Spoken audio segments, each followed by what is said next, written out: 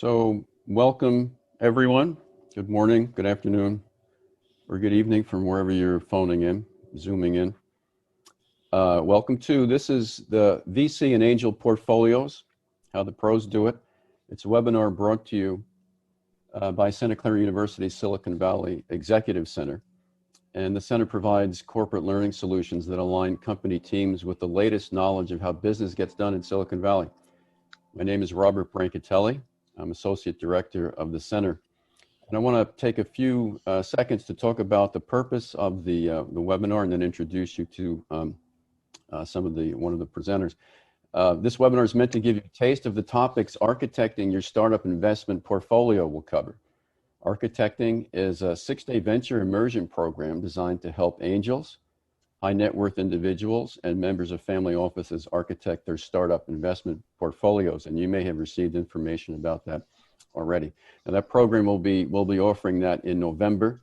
It's Tuesday and Friday from November 4th through November 20th.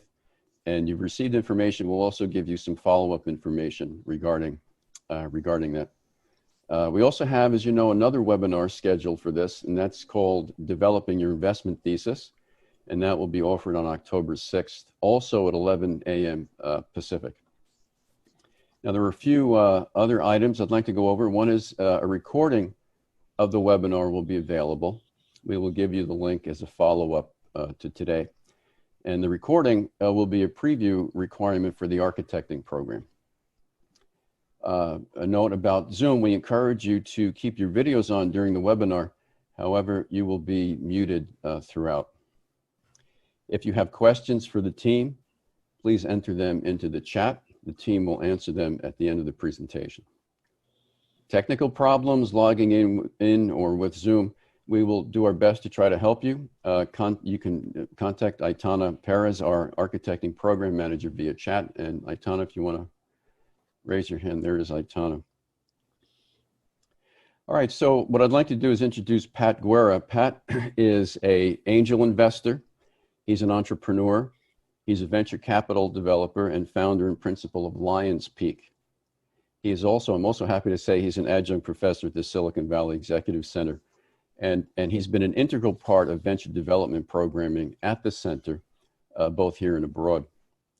Pat is also one of the 3 main presenters for architecting. And Pat will introduce the other two presenters for today. Thank you, Pat. Thank you, Robert. Today, our presenters will be Dr. Ron Weissman, a former VC and partner with Apex Partners here in the Valley. And he is currently the chair of the Software Special Interest Group of the Band of Angels and a director for the Angel Capital Association, which is a national organization.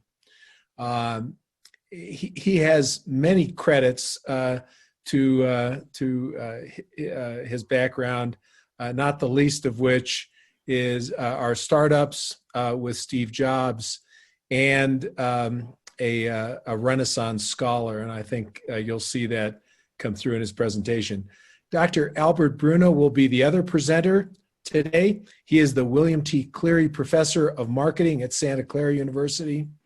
And he has actually instructed a number of people that have gone on to be venture capitalists in Silicon Valley, and he has been a partner in a number of venture capital funds.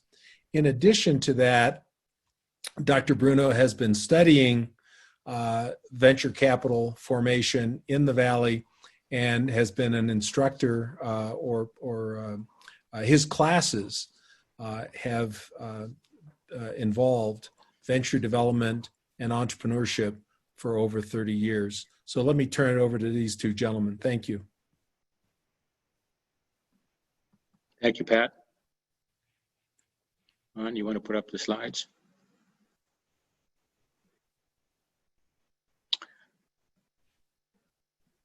Okay, the next slide. So what makes Silicon Valley possible? Well, it's a combination of explosive business models and a particular approach to investing, risk capital investing. And this creates what I'm calling here the Silicon Valley magic, which is the result of the combination of investing in explosive business models and getting returns that satisfy the investors. Explosive business models really reflect the concept of having big ideas invested in versus good, sound ideas only. And the risk capital investment model has a way to embrace risk through financial instruments and through oversight and that sort of thing, rather than trying to avoid risk, which is more traditional investment model. Next. And here you can see how risk changes over the lifetime of what could be a successful venture. In the ideation stage, the risk is medium to high, depending upon the market sector that the venture is being launched in, the goodness of the idea, the competitive environment, and that sort of thing. And as the company seeks to develop the product market fit based on a target market with a sustainable competitive advantage, the risk actually becomes higher because the company, the new startup, is searching around for that kind of a solution. If the organization is able to scale, the risk drops off somewhat because scaling means that customers are being found and convinced to buy, and revenues are coming in. And then finally, if the company has the opportunity to exit via IPO, which is not very typical, or a successful M&A, then the risk is actually lower for the investors. So at each of these stages, the investment risk changes, and the types of investors that pursue it and the nature of how they make the investment changes. Next. And if you think about it, there are funding opportunities at various levels. In the early stages, typically the founder is putting in some amount of his or her own capital and funding it that way. We call that bootstrapping in the Valley. Or if it's equity financing, it would be what's called a family and friends round, or it could be angel investors like Ron and Pat, or it could be VCs that focus on early stage investments. This will be the Series A round, typically. In their later stages, if you're looking for non-equity financing, there may be the availability of venture debt, depending. There could be strategic partners like corporate venture investors or the like. But typically, the equity financing in the later stages is provided by venture investors, and that becomes a Series B, C, D, E, whatever series of rounds of investments. Next. So if we look at the array of risk capital investors, on the far left in this exhibit, you see angels and super angels. What are angels? Angels are investors investing their own money.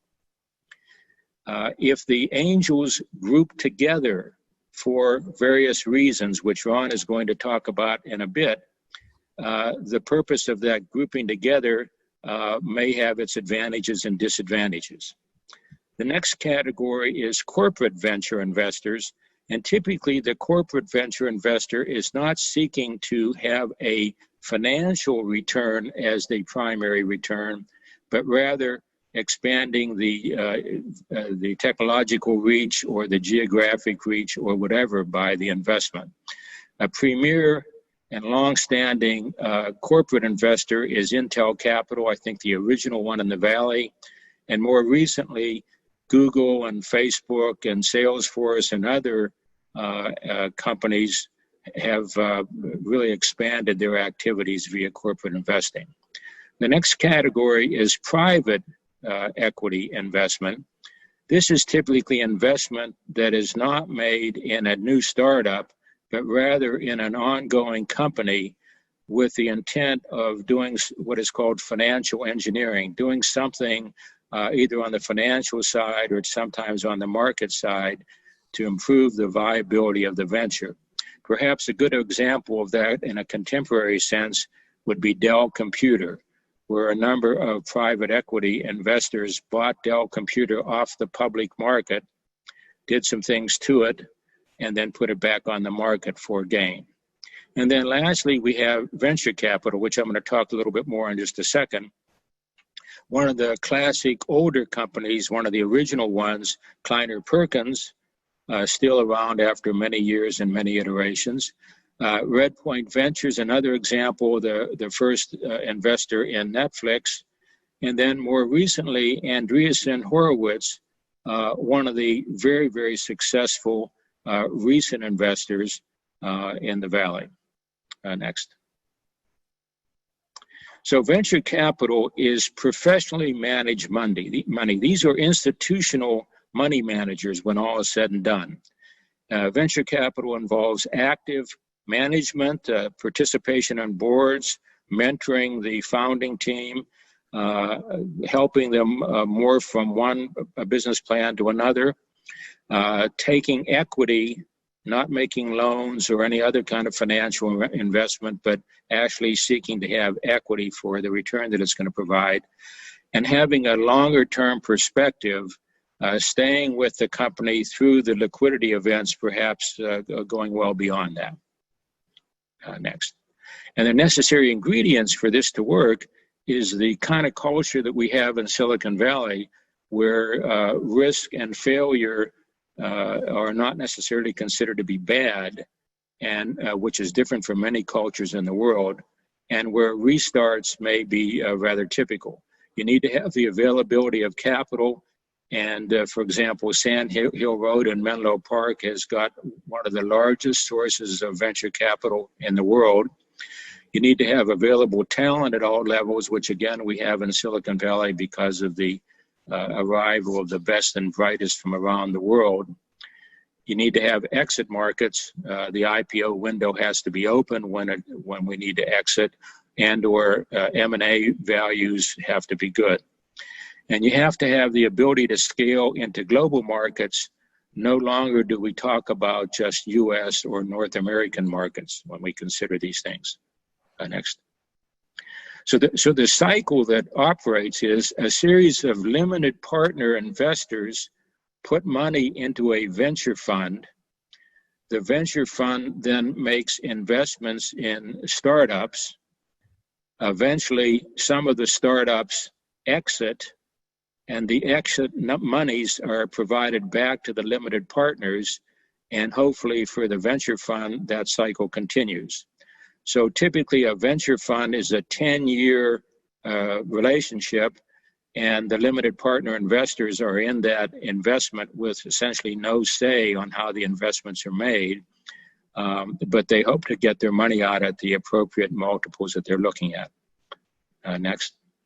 The typical sources of venture funds, well, pension funds since 1978, when the law was changed, financial and insurance companies, corporate venture investments, high net worth individuals and families, and interestingly enough, university endowments. So Santa Clara University has a number of investments in venture funds.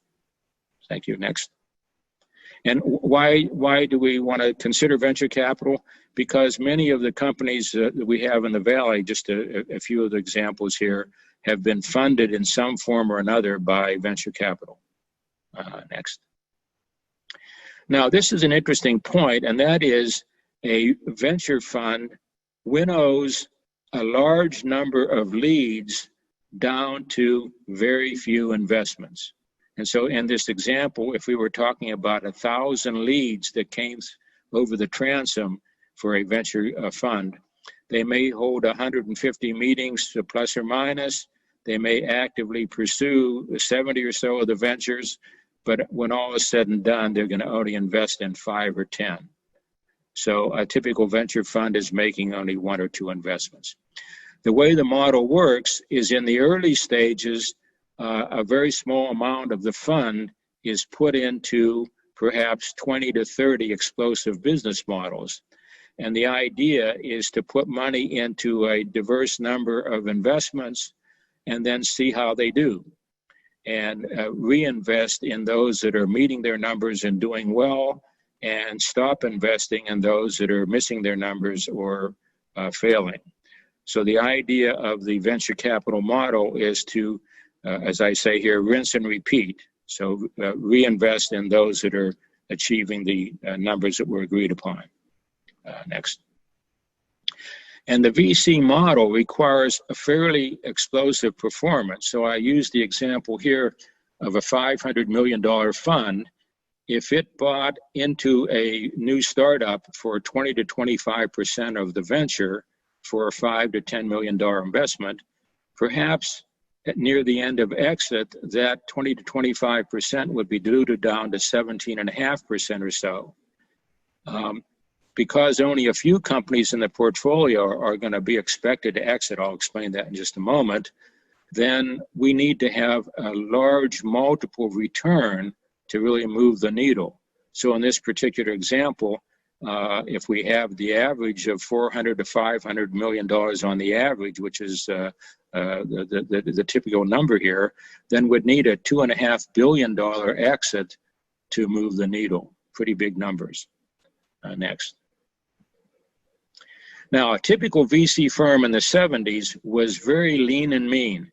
It had several general partners, typically all of them with operating experience. Kleiner Perkins would be examples of that, and a very, very modest infrastructure for support. Next. And then we had a number of successful firms that were founded during that time with venture capital money. Next. As the VC industry worldwide evolved, we end up with more general partners and now more of an infrastructure support with more admins and now a CFO and some receptionists and so on. And again, we had successful companies come out of that. Next slide up. We had successful companies come out of that. Sun Microsystems, of course, bought by Oracle sometime later. Next. Now, the explosion that came was in this period where new companies were backed by fees by VCs, it just exploded. Next slide. And we actually got to the point where 13 companies were backed per day near the early part of 2000.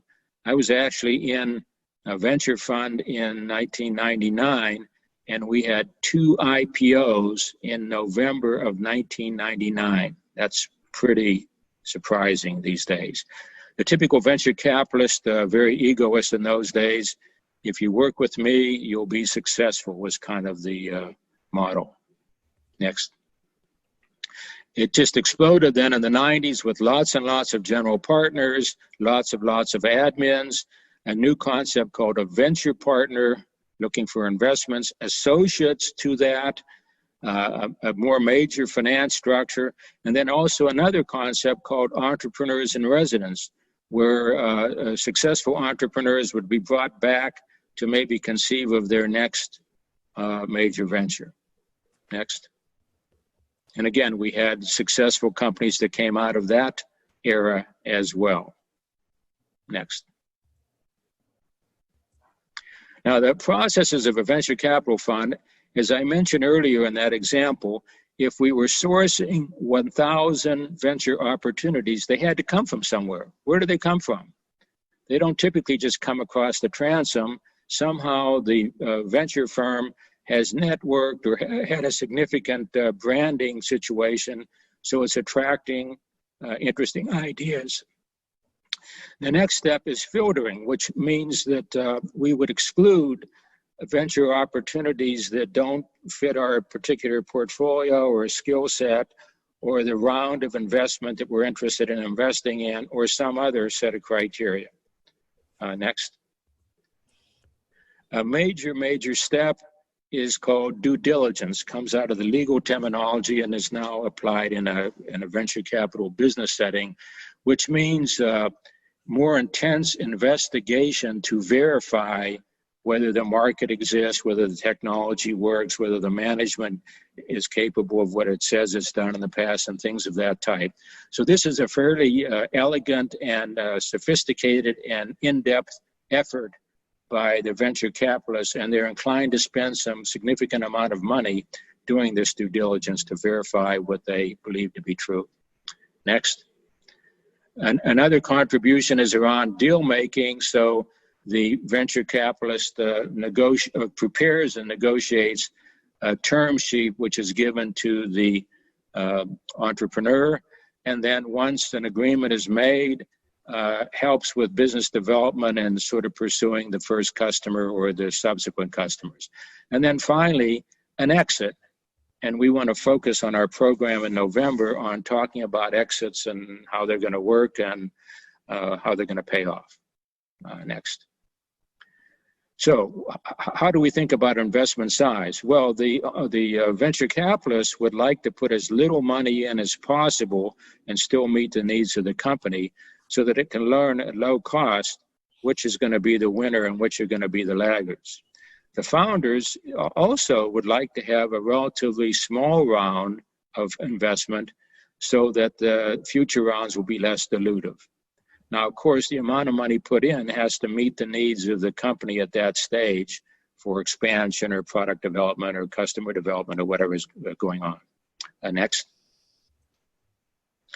And how do VCs make money? Well, they typically get some form of an administrative fee, which is a percentage of the funds under management or the funds invested or some other formula based on the bylaws of the agreement that they've worked out with their limited partners.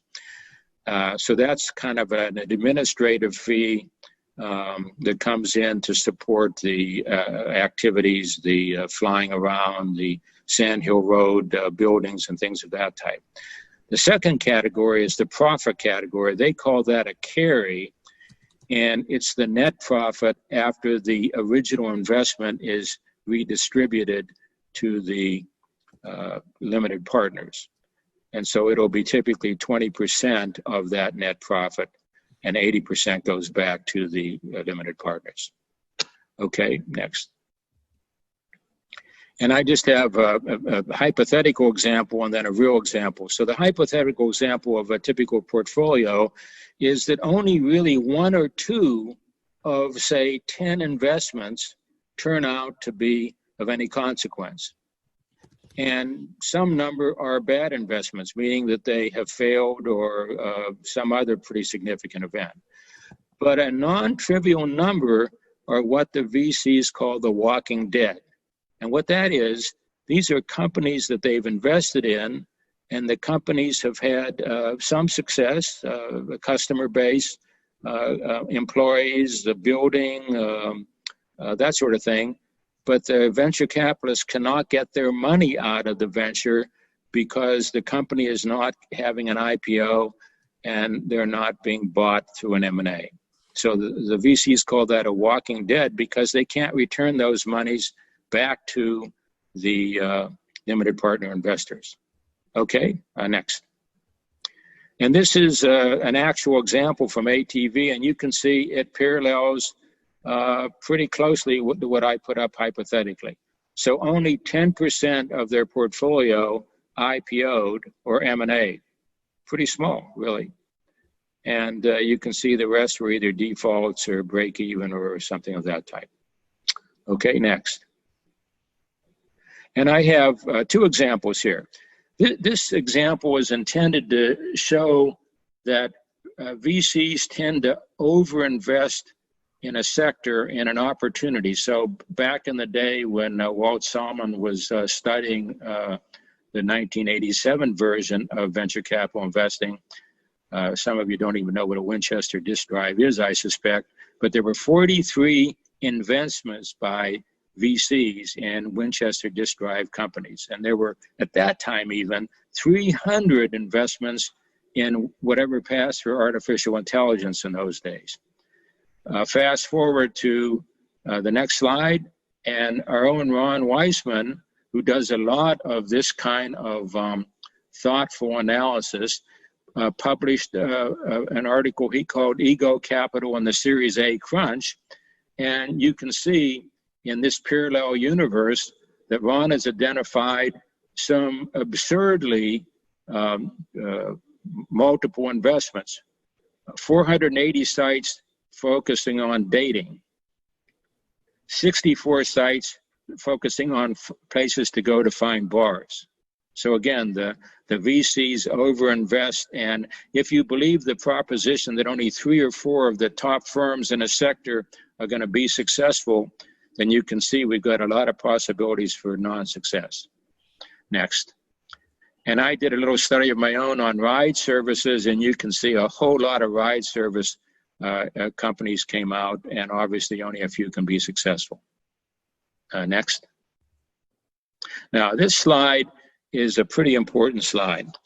If you consider, for example, the asterisk example that I have here, if you got a 10 times return on your investment, we call that a MOIC, multiple of invested capital. So if you put in $50,000 and you got $500,000 back, that would be the 10x return. If you got it back in 4 years, the internal rate of return, a financial calculation that typical limited partner makes, you'd have a 78% IRR. But if it took 4 more years, if the money came out in 8 years instead of 4 years, the IRR drops to 33%. So the point of this slide is that time is the enemy of investments.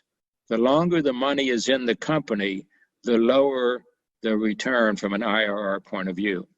So most of us, when we're making angel investments, we think of MOIC rather than IRR. But you can imagine if you got the money out in 4 years, how much happier you would be than if you got it out in, for example, 40 years. So just as a kind of an example. Okay. So I'm going to turn it over to Ron, and Ron is going to talk about angel investing more specifically. Ron, welcome. Thank you. We're going to go back to screen share again.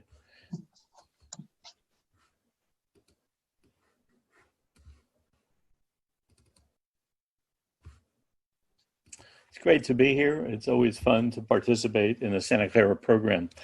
We're going to talk about what basics for angel investing.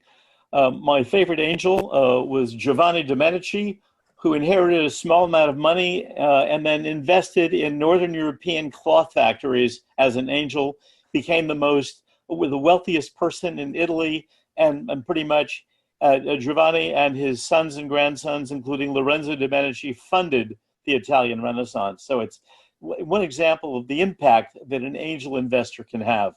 But remember, historical performance is no guarantee of future success.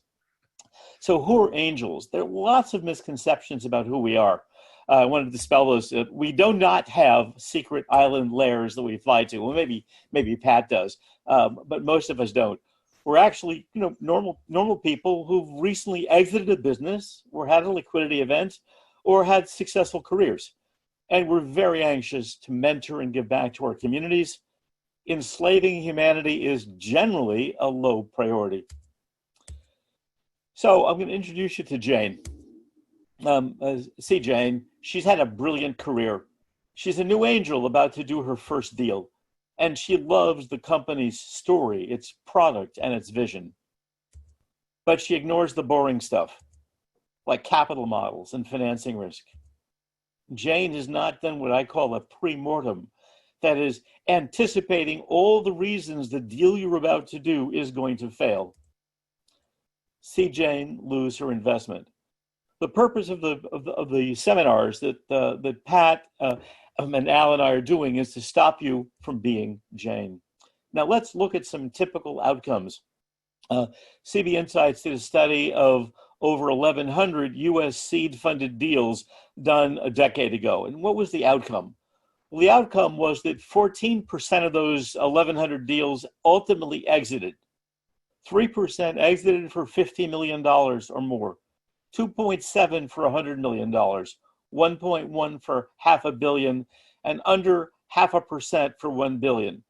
So when we all invest in startups, we think we're going to be the next Uber, we're going to be the next Facebook, the next Google. But these are the real odds. Our focus, the three of us, is teaching you how the pros do it so you can increase your odds of success in what is a tough sector. Let's first look at some key facts about angels. So why become an angel? If you like mentoring, if you want to stay involved in a business community, if you want to build your networks, if you want to give back, if you want a potential financial reward, and if you like being a board of directors member and you want to guide your company to growth, these are great reasons to being an angel. Now, the value you provide the company you invest in as an angel can be really, really important. You're adding value, you're helping them recruit people, you're giving guidance on strategy, execution, and market dynamics. You're opening doors with customers and partners. I've taken operating roles as acting CEO, as acting VP of marketing numerous times. One of the most important things you do is use your financing network to help the CEO raise next round capital. And what's very important is helping get the company to an exit via your network, your strategy, and your experience as a business person who has had his or her own exits. So by the numbers, there are about 300 to 400,000 individual U.S. angels, 400 angel groups. 90% of what we do are priced equity rounds or convertible notes. And we typically, as a group, invest about $250,000. Last year, the median valuation of the deals we did was around $6 million. Overall, by ourselves, we put about $2.5 billion to work. But alongside of VCs and others, we typically invest between 23 and 25 billion, which means we provide 90% of the initial equity for startups in the US, around 70,000 of them. And the number of angels has exploded. There are 16 million US taxpayers qualified to become accredited angels, and our 20-year return is around 22.5% or a 27% IRR. So what's an accredited investor? The US Securities and Exchange Commission defines an accredited investor this way: as someone with a net worth of $1 million or greater in assets excluding your home, or having earned $200,000 in income for the previous 2 years, or having a combined income of $300,000 for couples. The basic point here is the U.S. government, the SEC, wants you to be able to afford to lose those angel dollars.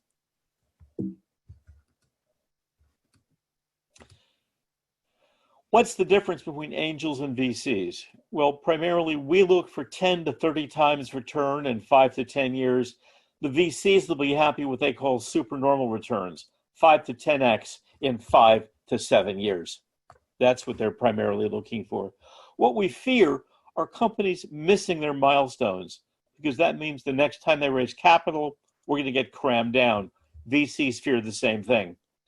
Our value to startups is that we are much less dilutive. We take much less a percent ownership of companies, and we are less control oriented. We don't, like the VCs, want to run your lives or make you sign a contract that looks like a Faustian bargain where if you miss a point, you'll go to hell. That's not our role. We're very nice. We're very non-dilutive. Our role is as investors and mentors. And the protection we want is the ability to have a priced round or a cap convertible so we know our economics. VCs want liquidation preferences. They want to be the first money out, sometimes 2 or 3 times that money back as a guarantee. We want to use our capital to hire the team, explore initial sales, ensure that minimum viable product works, that we have a minimum viable business. We want evidence of sales that can be repeatable, and we want to improve our key business metrics. VCs want some of the same things, but they're much tougher and much fine-grained on what those metrics are. And for VCs, the single most important metric is a CAC, customer acquisition cost. They want customer acquisition costs to be going down between the last round and this one. We typically invest close to home, both globally as well as in the US. In fact, in the US, the average distance between my house and my company I've invested in is 37 miles.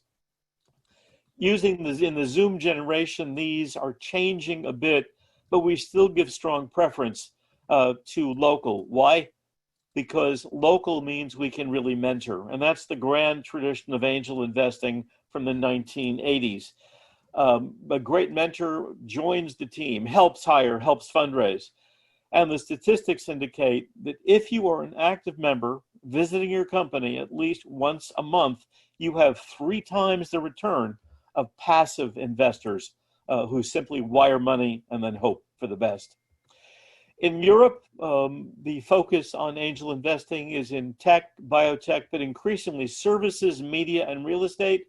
In the US, tech and biotech account for 70 or 80% of all angel investing, with the next major category being clean tech. In Europe, the government plays a very important role. Some of the original funds in Europe were built by the government. In the U.S., we look for the government for R&D funding only, not to establish early stage funds. There are about 3/4 the number of angel groups in Europe as they are in the U.S., and the annual capital invested is about 25% of what the U.S. angels invest. Now, Europe has the same GDP that we do. What this means is that with only 1/4 of the capital in Europe that we have in the U.S., that angel-backed companies there grow more slowly and have less spectacular exits. The typical European angel is holding 5 active companies. In the U.S., it's about 7. And we both have organizations that help guide angel investing. In Europe, it's called EBAN. In the U.S., it's my group, the Angel Capital Association. The role of angel investing is changing. We have new models. In the old world, it was retirement or liquidity event that caused someone to become an angel in their 50s or 60s. Today, healthily, we're seeing men and women in their 20s, 30s, and 40s who've had liquidity events. And the role of the old style angel is an active mentor. The new style angel is busy with family, with career. So they're more of an investor, less of an active mentor.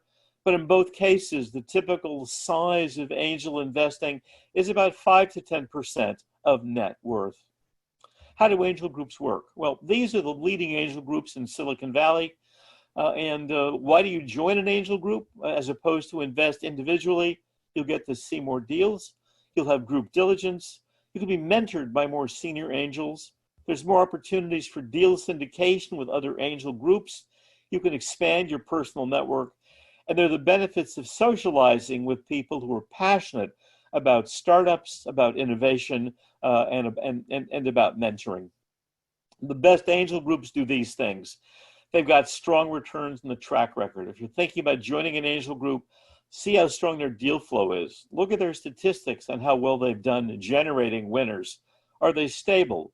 Do they have a strong investment and diligence process? You'll learn that by attending a deal meeting. Do they add value after they've written the check? Do they have deep pockets, and can they help companies get funded for the next round? Are they easy to work with? I really especially prize no hustle. They're not trying to sell you something or charge you fees. Their members are board ready, and they're a fun group. They're very collegial. We find our deals these ways, most importantly from fellow angels, from VCs who share deals with us because they're too small for the venture funds. My number one source of deals personally comes from attorneys, others from incubators and accelerators, former portfolio executives. But a well-managed angel group can have a multiplicity of deals. We get 50 to 80 a month to look at. We evaluate 8 seriously, and we ultimately invest in 2 or 3. So doing deals, I might meet somebody at a pitching event and might take that person out for coffee. If I like it, I'll tell my colleagues like Pat, here's a hot deal. We'll bring them in to pitch. Those who are interested will form the investor deal group. We'll negotiate a term sheet. We'll then figure out how much we're going to invest. We'll confirm our hypotheses via diligence. We'll write a memo for our colleagues. We'll then finalize the investor group, invite other angels to join us, and we'll close the round. And that typically takes 2 to 3, sometimes 4 months as a process. We are no faster than venture capital, but we are much, much, much less dilutive. One of the things that the smart angel does is evaluate risk and compare that risk to the reward. Does the technology work at scale? Is this the right team for this particular deal? Will customers buy it? Can this be number 1, 2, or 3 in its market? Because if you're not 1, 2, or 3, you're never going to IPO or get bought for a lot of money. How will you exit? Multiple buyers via private equity or a secondary for an IPO? And very important, capital risk. How much dollars will it take to get to scale?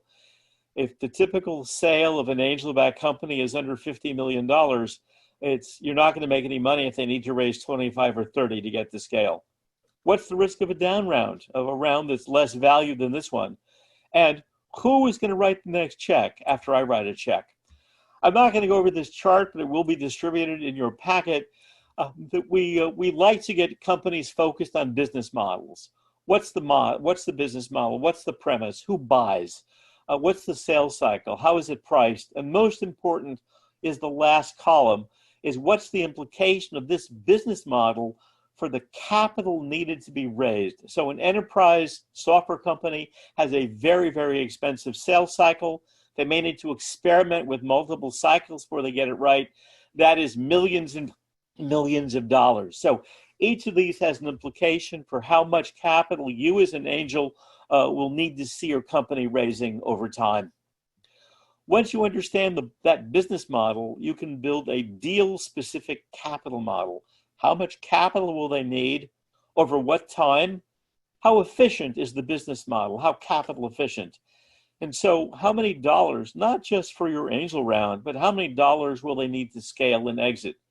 Enterprise software companies, for example, tend to need hundreds of millions of dollars, and you'll be standing behind that amount of capital and liquidation preferences. So just be aware. And how much money are you likely to make at exit? Well, we look at sector-specific valuation metrics, like what's a company worth in terms of its multiple of sales? What kind of exits has the sector seen? And are there uppers and downers, like a management team that's had strong exits in the past, that will help influence a better outcome? In terms of capital risks, these are the kinds of things that experienced investors need to be aware of. How capital efficient is the business? What's the likelihood of a follow-on investor? What's the change in market segment, its market sentiment? What's the change in the business environment from hot to not? What's the down round risk, and so forth? Then there's the term sheet, which we will negotiate with a company, hopefully as a lead investor. These are the kinds of things that we worry about and that may offer us some real benefits. There are some time bombs here that most startups don't realize. Mandatory redemption is one of my favorites. Under mandatory redemption, which most CEOs ignore, you can, if they have that clause written in your term sheet, you can ask for your money back in 5 years for whatever reason. Now, do we ever do that? Heck no, we're not cruel, but we might demand some operational changes to the company if things aren't going well. So anyway, these terms have real meaning in terms of how angels can help manage their deals. To start concluding, when we evaluate deals, we look at really 6 factors. Can we validate the business model? Are we excited? We're going to be living with these people for 5 to 10 years. Do we like the team? Do we like their vision and mission? Does it fit our deal profile? What about the deal terms? What kind of a term sheet is it? Is it a priced round? Is it a debt? Or is it one of those investor hostile things like a safe? What's the valuation? Are there liquidation preferences? Are risks acceptable? What do we think about management risk and market risk? And finally, can we confirm what management is telling us by due diligence? And the last, of course, is what's the return target? And we typically do a returns calculation before we invest. Angel returns, the study of $500 million suggests the average angel portfolio returns 2.6x. 10% of the deals return almost all the cash. Active monitoring returns 3 times the value of passive monitoring, and $50 million exits are unusual. You can see if you hold your capital for a little bit of time, you're going to have a low exit compared to a 10x to 30x. If you typically know something about the domain, you may have a higher exit. The more diligence you do, the better your returns. And the more post-deal monitoring, the more activity you're in, the better it is. Half of angel deals don't even return the capital invested, so build a portfolio. As I've said, one study says that only 15% of angel-backed companies exit for more than $50 million. We make lots of mistakes, investing too early in our careers, thinking that angel investing is about deals, not about businesses, falling in love with the product, failing to do diligence, and so forth. So our purpose in offering this seminar is to help you, encourage you to become a smart angel. Understand why the boring stuff matters. Understand how to value pre-revenue companies with no revenues. How to read a cap table. How to learn from bad deals. How to build a portfolio. And ultimately, is angel investing right for you? So our mission is to educate about term sheets, about negotiation, best practices and diligence, how to serve on a board, how to value a company, how to calculate returns, and how to do risk analysis, how to monitor that company after you've invested, how to syndicate your deals, and finally, how to manage to an exit. With that, I'm going to turn the microphone over to Pat Guerra, our team leader. Ron, thank you very much. And Al, thank both of you for a very informative webinar. We look forward to feedback from all the participants. Let me dive into a couple of questions. There's been one question which was partially addressed on being an accredited investor. It's important to understand that, and I'll field the question, but Ron, please, or Al, please chime in. The accredited investor is not accredited from an academic institution standpoint.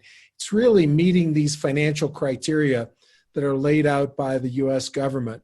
So if you have more than $1 million in net worth and over $200,000 in annual income over the last 2 years, I'm personally not aware of an actual accredited program for angel or VC investing. I am aware of a number of resources available on the web, but the key here is that in crafting this program, Al and Ron and I have put together materials that we wish we would have known, knowledge that we wish we would have had when, or let me speak for myself, that I wish I would have had when I started angel investing as an accredited investor in 2006. And so all of the information and research that we have done over the last 20 years has gone into putting the curriculum together for architecting your startup investment portfolio. Hopefully that answers that question in a more robust way than I was able to do just in the chat room. There's another question here. How often a solo investor get funded? I mean, without a team at the funding stage.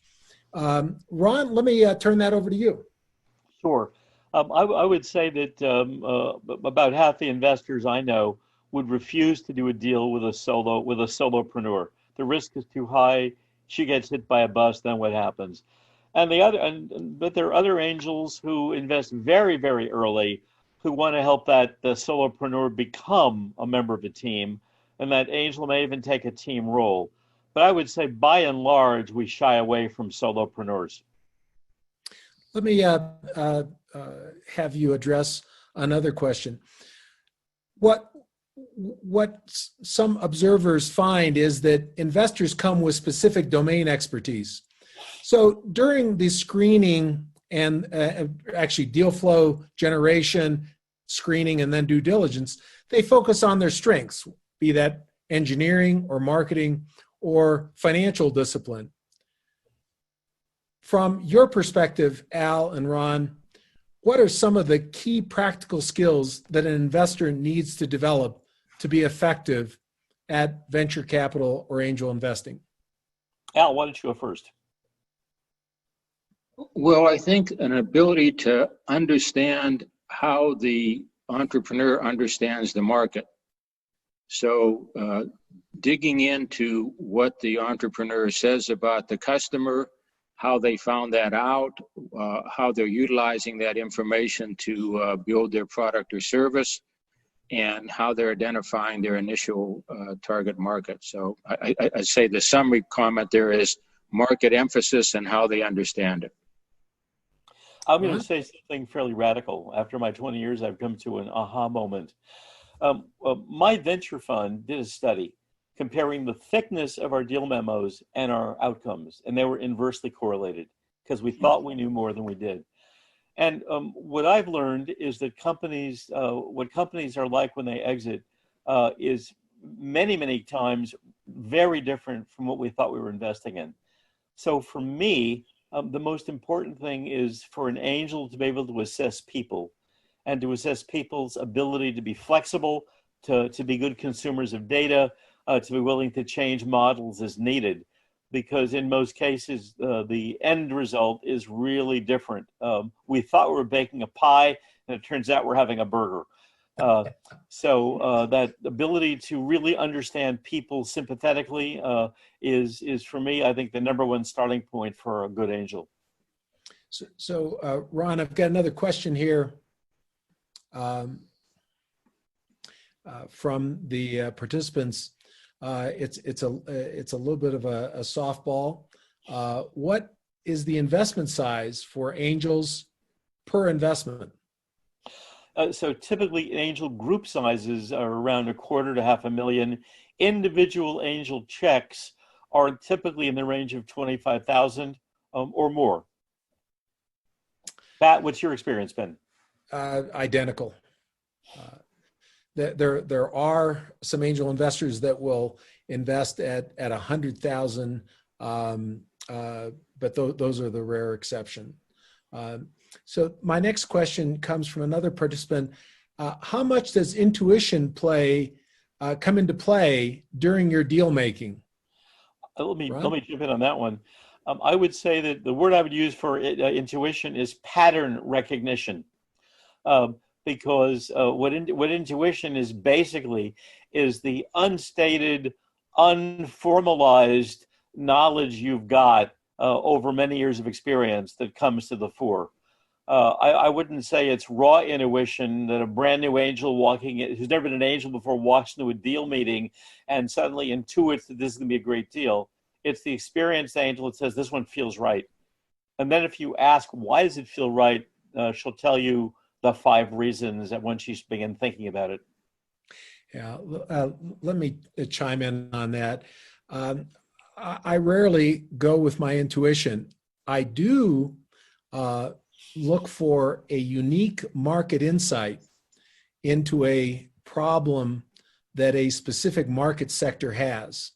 And if the entrepreneurs can convince me that they know something about this market segment that others do not, and that they have a unique way of solving it, which is incredibly cost effective, both from the selling standpoint and for the customer, then I'm very excited. It's less about intuition, but unique insights that come from either my personal background, my associate's background, or the venture that is seeking the funding. Al, any other thoughts from you in that regard? Yeah, I was going to say intuition can probably get you into some pretty serious trouble, because if it turns out you see a solution that perfectly fits what you might want to have, and that is not generalizable to the markets that are available to the organization, you're essentially making an investment decision because you like it or it satisfies your need, which I think is a pretty bad outcome. Well, when I was at Next Computer with Steve Jobs, we used to say, we build computers that we and our friends would like to use. And that was right. We didn't have a lot of friends. Nobody wanted to use them. And I know that if I like a product and want to use it, that suggests I probably shouldn't invest. Yeah. Because I don't think my tastes and prejudices are generalizable. So I completely agree with you. If I want to use something, I'm probably not going to become an investor. Another question, hopefully a short response, and I have one more, and then we'll end the session. So thank you very much to all of you for submitting your questions. How often does a founder that is also working at another place, i.e. a founder that cannot afford to remain without income, get funded? Often, this is often the case, and it's fine if a founder is working somewhere else at the point in which they apply for funding. But the minute we write a check, that founder becomes a full-time employee of the company, or we don't invest. And that founder has to have made significant progress with customer interviews and a prototype such that there's some evidence of true market need and that the solution fits with this particular set of customers. So just one last question. What would you highlight as some of the keys, as a key, without going into a lot of detail, 2 or 3 keys for successful venture or angel investing? Al, you want to take that? Want me to take that? It's an interesting question. I think you have to be able to be objective about an investment that doesn't work, and certainly not put additional money into it or spend a lot of time in it if it's not working. And I think the flip side of that is if you're able to provide mentoring or support or access to other important sources for a venture, that's a good thing to do. For me, both for the CEO and for the investor, you have to be pretty smart. You have to be pretty flexible. I would stress above all things like flexibility and humility.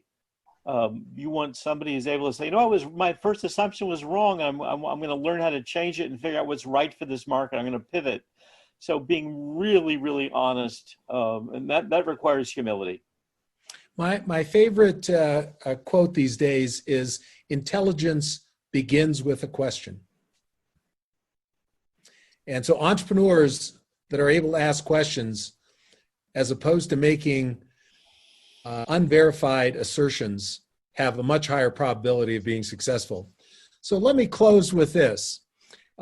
We have a follow-on seminar on October 6th, Developing Your Investment Thesis. It builds on some of the fine materials presented today, and then the full program, Architecting Your Startup Venture Portfolio, is initiated in the early November timeframe. And if you're interested, you can find more information about that program at the Silicon Valley Executive Center webpage at the Santa Clara University website. So thank you very much all for participating, and thank you, Ron and Al, for a very informative talk today. Thank you.